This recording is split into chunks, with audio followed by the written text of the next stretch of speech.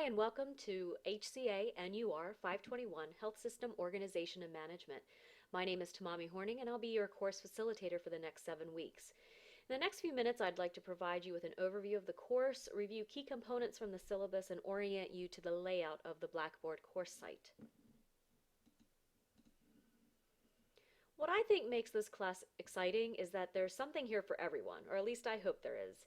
You can see the course description and outcomes on this slide. These are taken directly from the syllabus. They're pretty generic in nature, but more specifically, we'll be talking about the structure, components, and operations of healthcare organizations.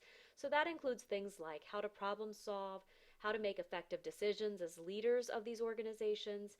We'll also be addressing topics such as healthcare technology, healthcare law and ethics, quality, marketing, resource allocation, communication, and how all of those factors play into health system organization and management.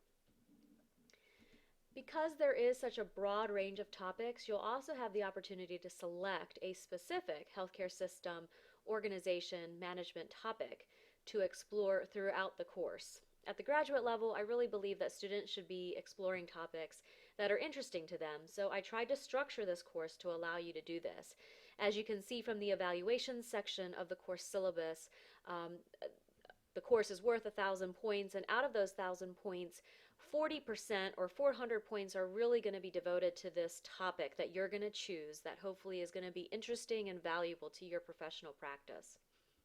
So where those 400 points come from is really assignments like the topical exploration, where you're going to be exploring ideas for that final paper. The annotated bibliographies are really going to be building your literature repository. The Writing Center final paper review is another element as part of your topic, and then your final paper as well as your final paper peer review. So as you can see, there are a number of elements that are going to be leading up to and in follow-up to the final literature review. Um, in terms of picking a topic and really developing a literature review around that, some of you may be familiar, or many of you are probably familiar with the term evidence-based practice. But this term really isn't limited to just the clinical setting. The concept of evidence-based anything is really that researchers have formally investigated a topic and they are offering their findings or insights which are supported by research evidence that you as a practitioner can read and potentially apply in your work setting. So in fact, by the end of the 7 weeks, you'll really have developed a rather comprehensive literature analysis on that topic that I mentioned earlier. And you'll really, in essence, become a subject matter expert on some element of health system organization and management. Like I said, some of those previous buckets of categories could be things like healthcare information technology, ethics, law, communication, marketing, etc. So I really hope that you're going to enjoy this. I know personally I'm excited to see what your interests are and to see you develop your content expertise on these topics so that everyone can really benefit and learn from your work, and including me. So I'm really excited about that. Also at the graduate level, peer-to-peer learning is really critical to the learning experience. It's basically like being part of a 7-week professional conference where you can network, swap stories, and brainstorm about how to be better healthcare leaders. And in this course, you'll have an opportunity to do this through 4 discussion forums, as you can see again in the evaluation section of your syllabus. But rather than an entire class discussion, you'll be broken into smaller teams and then completing a team-based discussion response to various questions and case studies in the book. And this way, you can really focus your effort and attention on just a few colleagues rather than feeling pulled in many different directions by having to engage with everyone in the class. Teams will be changed around so that you'll have an opportunity to work with different people, because again, that's a really important element of graduate level studies. Similarly, you'll be learning from experts currently working in the field of health system organization and management. You'll be completing 2 interviews throughout the course, one with a healthcare consultant and another with a healthcare leader. And these interviews will provide you with a really rich learning experience, and it's really going to surpass any kind of book learning that you would have in a traditional classroom.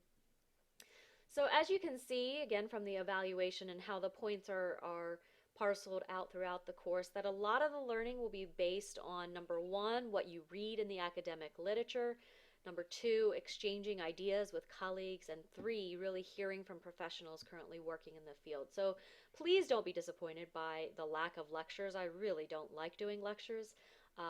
I really feel that my role in this class is to be a facilitator of your learning, and I'll challenge you to think critically and deeply about the issues that impact health system organization and management. But you're really going to be learning from a lot of other seasoned professionals.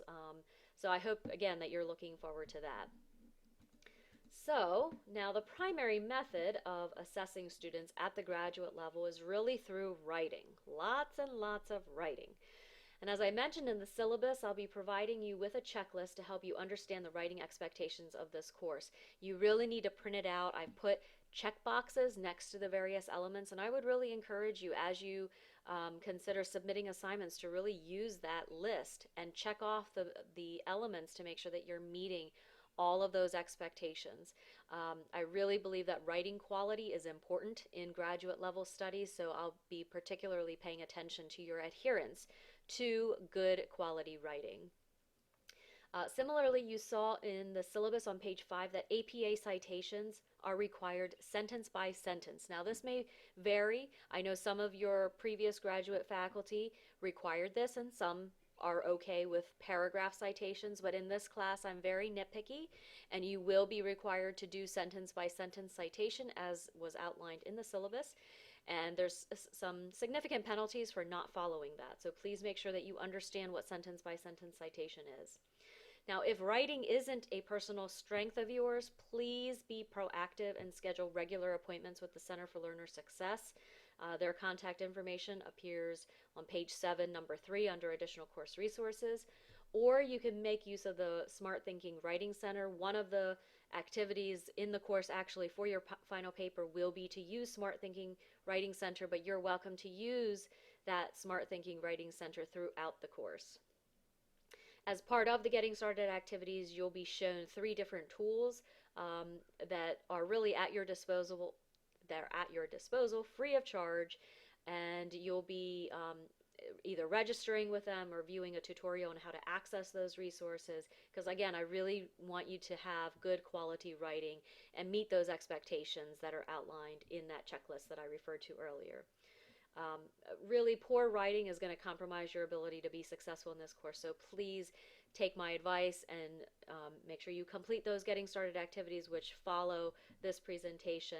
There's, again, several things in there that will help you enhance and make sure that your writing is done well. So I've covered some elements of the syllabus, but I want to make sure I draw your attention to a few more elements. The first one of those is the communication expectations. Because this is a fully online course, really the Blackboard Q&A forum is going to be the primary mechanism for course communication. Have a little graphic in the upper right hand corner with an X on some of the social media things. I have found that over the years students have become a little bit too casual in their communications in Blackboard, whether with the instructor or between students, and I really just want to emphasize again that this is a professional setting, and so you really shouldn't be treating the discussion forums like social media. It's not a place for you to rant, and it's not a place for you to gush about anything. It's really just keep it objective and keep it on focus. The second thing is that late assignments are accepted, but there are some stipulations around those late assignments, so I really want to make sure that you understand those. Please refer to your syllabus. The biggest thing is that late penalties will apply to work that is submitted late, and it's 5% per 24 hours that an assignment is due past its due date. All assignments are due at 11:59 p.m. regardless of if it's Monday, Wednesday, Friday, or Sunday, which are typically kind of the days that things are due. Actually, Wednesday, Friday, and Sunday. There's no assignments due on Mondays. So you'll want to make sure that you understand that because late assignments aren't prorated, that even if you're 2 minutes late, so if you submit an assignment at 12:01 a.m. and the assignment was due at 11:59 p.m., the full 5% penalty applies. So you'll want to use your time well. If it's going to be late anyways, you might as well use the full 24 hours. Make sure that it's a really well done piece of work that you're submitting, and therefore the 5% penalty in the end may actually benefit you because you're going to be submitting a superior product.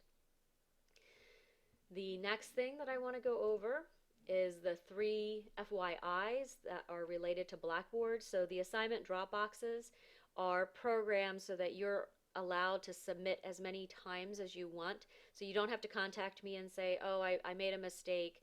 Can you please clear my attempt so that I can re-upload a revised edition of my assignment? You don't need to do that. You just go ahead and repost into that same Dropbox, and whatever last submission that you posted is the submission that I will grade.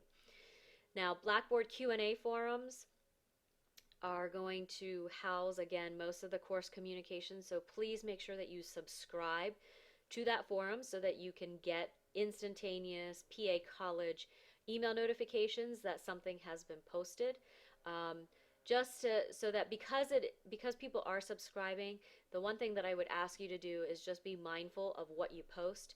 So if something is either personal in nature, or if you are just replying in a courtesy thank you or you're welcome, those things should probably be avoided because you're going to be cluttering people's inboxes, email inboxes, with those messages. So the thank yous and the you're welcomes, let's just say, are assumed.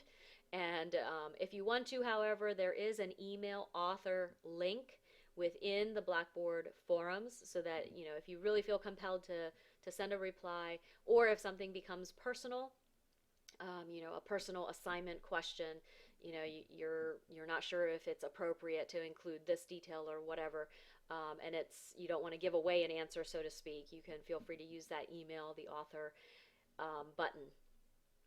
Finally, the Blackboard discussion forums with like group discussions and things like that are going to be limited in your ability to edit and delete threads. So if there is something that you want to modify after you make the post, then just simply reply to your original post and maybe mark it as a revised or an updated version. It's not a problem. The last thing that I want to go over in terms of the syllabus is on page 8. This is just a brief excerpt, but on page 8 is a course calendar that describes the week, the days that are in that week, the required resources for that week, the assignments, and the due dates for those assignments. So you'll probably want to print that out, make sure you have it by your desk or easily accessible so that you can refer to that throughout the course. Of course, you'll want to familiarize yourself with the contents of the entire syllabus. That's what's going to guide our work in this class. So let's just take a minute and look at the course architecture for HCA NUR521. So you can see the typical things getting started, the syllabus and course calendar, the instructor bio. I have this little section here for announcements, the Q&A forum, and your grades. And probably the most important area is this weekly folders section, where each week you're going to have a content area devoted specifically to the resources and assignments for that week. So for example, if we go into week 1, we'll see not only the weekly objectives, but also a folder which, if you click on it, will contain links to the resources as well as the assignments. Now within the assignments, you'll see the drop boxes as well as the discussion forums, and you'll find some of the instructions within the actual posted drop box or the discussion forum.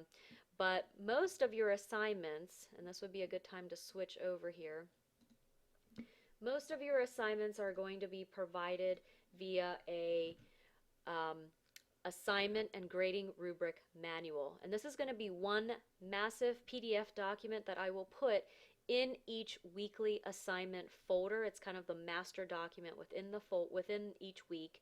And what you'll do is go to the table of contents and navigate to the instructions that are pertinent for the assignments due. So for example, in week 1, you're going to have a topical exploration assignment. So you can go to the table of contents, click on this hyperlink, and it'll take you directly to the topical exploration assignment instructions. Within the assignment instructions, you're also going to have the grading rubric, which outlines what the point values are and the criteria that are going to be used. So the one last reminder, I mentioned it earlier, is to make sure that you complete the getting started activities that follows this presentation. It's really intended, those things are intended to help you have a successful course experience. So please try to complete these as soon as you can.